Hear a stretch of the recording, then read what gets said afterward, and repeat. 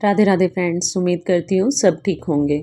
जब भी हम कुछ नया ट्राई करते हैं तो वो 1 से 2 बार में ज़रूर गलत होता है हमसे, यानी कि वो परफेक्ट नहीं बन पाता।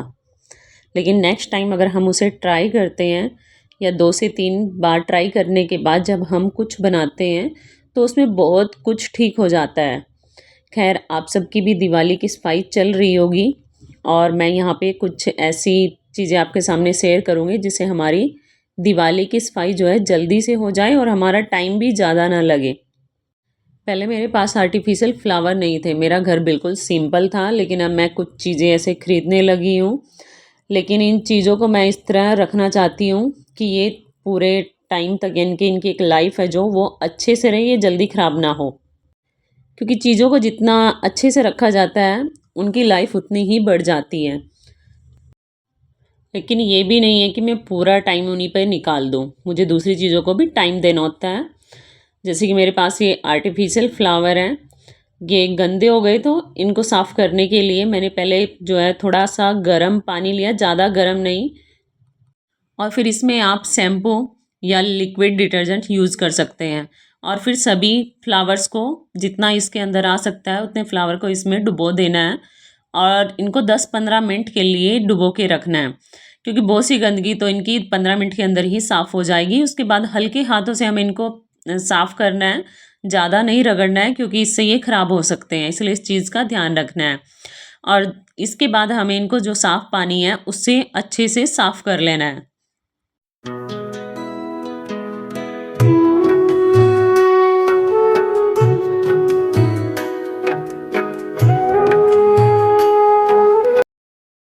और इसके बाद इनको सुखा लेना है।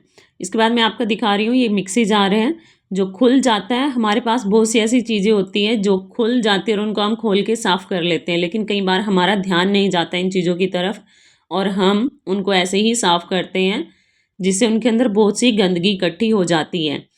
ऐसे ही ये इसके हर पार्ट अलग निकल जाते हैं और आसानी से साफ़ हो जाता है। अगर हम इसको बिना खोले साफ़ करें तो हाथ में जो इसके ब्लेड होते हैं वो लगने का डर रहता है। इसलिए इसको जब भी साफ़ करें, यूज़ कर कोई भी चीज़ बनाई है उसके बाद हम इसको खोल के साफ़ करें तो आसानी से ये साफ़ हो जाएगा और बहुत सी गंदगी इसके अंदर इकट्ठी नहीं होगी। हमारे घर में बहुत सी ऐसी चीज़ें होती हैं जो आसानी से खुल जाती हैं, लेकिन हम उनकी तरफ ध्यान नहीं देते। ऐसे ही ये एक सिलिकॉन ब्रश है, ये भी आसानी से खुल जाता है। अगर मैं इसको खोल के साफ़ ना करूँ तो बहुत सी गंदगी अंदर इकट्ठी हो जाएगी और जो हमारे लिए बहुत हार्मफुल होती है। मेरे इस बेड को लगभग 12 साल होने वाले हैं और ये 3 स्टेट में कम से कम 9 से 10 जगह आराम से घूमा होगा, लेकिन इसकी साइन है जो आज भी ऐसी ही है। हाँ, शिफ्टिंग के दौरान इसमें कुछ जगह पर मतलब कि जो इसका पेंट होता है वो उतर गया है, क्योंकि शिफ्टिंग में थोड़ी प्रॉब्लम होती है, लेकिन जो साइन देखूँ तो वो ऐसी ही है। इसके लिए मैं पहले बेड को ऐसे ही कपड़े से जो इसकी मिट्टी होती है वो साफ़ करती हूँ, फिर जो मस्टर्ड ऑयल होता है उसका यूज़ करती हूँ इसको साफ़ करने के लिए। इसी तरह मेरी ये वॉशिंग मशीन है जिसको लगभग इसको भी इनके 12 साल हो चुके हैं और ये भी ऐसे ही 3 स्टेट में 9 से 10 जगह घूमी है और मैं इसको तब से यूज़ कर रही हूँ और इसकी जो मैं देखूँ तो ये काफ़ी अच्छे से चल रही है। इसको साफ़ करने के लिए लेकिन मैं हार्पिक यूज़ करती हूँ और तब से यूज़ कर रही हूँ इसको साफ़ करने के लिए, ये कहीं से भी गंदी नहीं हुई है। इसके लिए मैं हार्पिक को लगा के उसी टाइम साफ़ करती हूँ, ये नहीं है कि थोड़ी देर के लिए छोड़ दूँ। और उसके बाद जो डिटर्जेंट होता है, इनके सर्फ होता है, वो डालती हूँ साफ़ करने के बाद, उसे साफ़ करती हूँ अच्छे से ताकि इसमें जो हार्पिक है उसका इतना असर ना रहे। मेरी इसी मशीन पर किसी तरह की धूल मिट्टी जमा नहीं हुई है। इसी तरह जो सर्फ़ हम यूज़ करते हैं उसके बाद उसके जो निशान रह जाते हैं वो भी इस पे नहीं है, क्योंकि मैं इसको ये तो मुझे मालूम नहीं कि मैं महीने के बाद साफ़ करती हूँ कितना टाइम, लेकिन जब भी मुझे ये गंदी लगती है तो मैं इसे साफ़ कर देती हूँ। लेकिन इस चीज़ का ध्यान रखती हूँ कि जैसे इसको पानी से अगर मैं साफ़ करती हूँ तो थोड़ा बहुत पानी जो है इसके बटन वगैरह में जाने का डर रहता है, इसलिए साथ के साथ इसको मैं जो सूखा कपड़ा होता है उससे साफ़ कर देती हूँ ताकि उसके अंदर पानी ना जाए। अब आप कहेंगे कि मशीन पे इतना ध्यान देने की क्या ज़रूरत है, लेकिन इसकी सफाई ही इसकी लाइफ को बढ़ा रही है।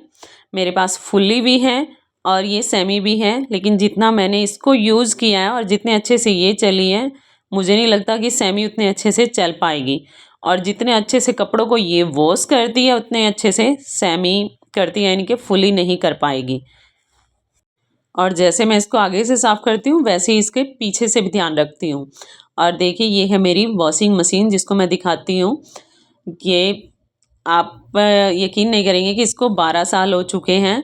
इसकी हर किसी भी चीज़ में इतनी गंदगी जमा नहीं है, चाहे मैं इसका अंदर से टब देखूं या साइड से देखूं, हर चीज़ इसकी क्लीन है। इसलिए मैं सिर्फ दिवाली पे ही नहीं अपनी चीज़ों का ध्यान रखती, जब भी उनका नंबर आता है उस टाइम पे उनको साफ़ करती हूँ। इसीलिए मैंने हर चीज़ के लिए एक प्लानिंग की है कि इस टाइम पे ये चीज़ साफ़ करनी है मुझे और इस टाइम पे ये कमरा साफ़ करना है। इसी तरह हमारे घर में कुछ स्विच बोर्ड होते हैं, जैसे मेरे बोर्ड तो साफ़ है, मुझे इनको इतना साफ़ करने की ज़रूरत नहीं है। बस मिट्टी धूल जमा होती है या ये किचन का है तो थोड़ी बहुत, जैसे कि हम जो स्टेन होते हैं किचन में वो लग जाते हैं, सब्जी वगैरह के हाथ होते हैं हमारे कई बार, और हम जल्दी जल्दी में उसको प्रेस कर देते हैं बटन को, यानी। लेकिन अगर आपके कुछ ज़्यादा गंदे हुए हैं तो आप जो जिलेट फोग होती है, दूसरी कोई भी आपके पास फोग है, उसको यूज़ कर सकते हैं। उसको थोड़ी देर के लिए लगा के रखें।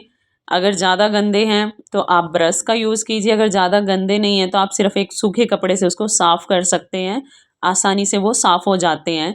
मैंने यूज़ किया उसको और वो काफ़ी अच्छे से साफ़ हो जाते हैं, क्योंकि कई जगह हमें बहुत गंदे मिलते हैं जिनको आसानी से हम साफ़ नहीं कर पाते।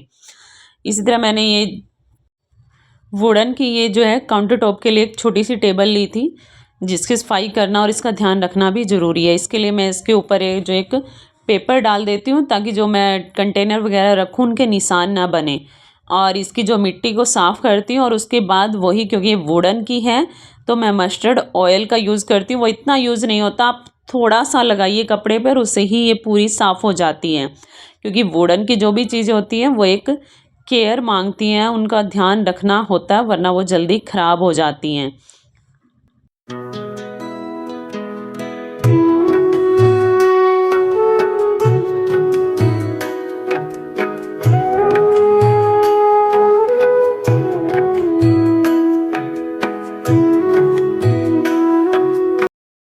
लेकिन ऐसा नहीं है कि मैं इनको हर मंथ में साफ़ करती हूँ या ऑयल का यूज़ करके। मिट्टी तो जो होती है, गंदगी होती है, वो तो साफ़ होती रहती है, जैसे ही उनका वीकली जो उनकी क्लीनिंग का टाइम होता है। लेकिन जो ऑयल है मैं कभी कभी यूज़ करती हूँ।